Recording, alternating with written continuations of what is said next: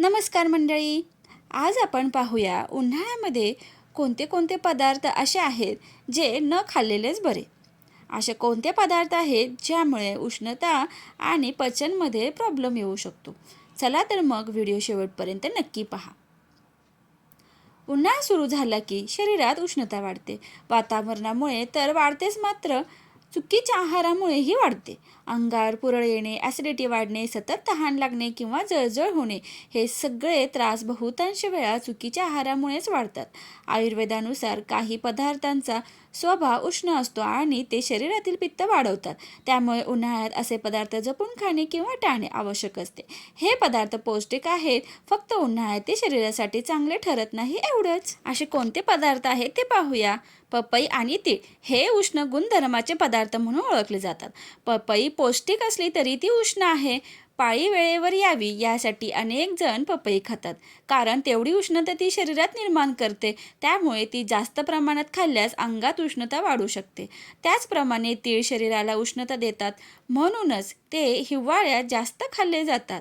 उन्हाळ्यात मात्र त्याचे सेवन मर्यादित ठेवणे योग्य ठरते. गूळ गूळ हा देखील उष्ण प्रभाव असलेला पदार्थ आहे. गुळामुळे शरीरात उष्णता वाढू शकते. त्यामुळे उन्हाळ्यात गुळाचे प्रमाण कमी ठेवणे चांगले. शेंगदाणे हे पौष्टिक असले तरी त्याचा स्वभावही उष्ण असल्यामुळे जास्त खाल्ल्यास पित्त वाढून त्वचेच्या समस्या किंवा ॲसिडिटी होऊ शकते.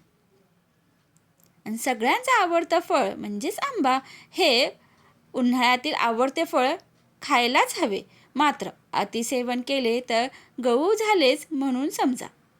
म्हणूनच आंबा खाण्यापूर्वी पाण्यात भिजवण्याची पद्धत आहे, ज्यामुळे त्याची उष्णता काही प्रमाणात कमी होते. आमरसात चमचाभर तूप घातले जाते, त्यामुळे आंबा बाधत नाही.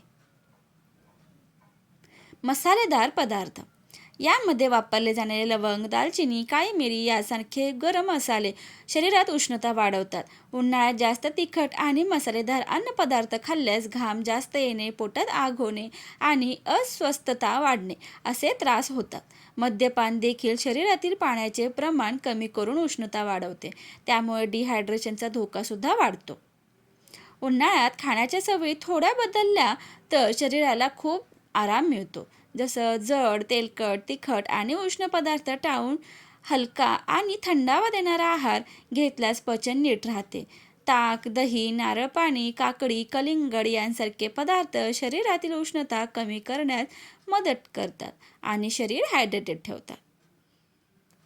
माहिती आवडल्यास व्हिडिओला लाईक, शेअर आणि सबस्क्राईब करायला विसरू नका. धन्यवाद.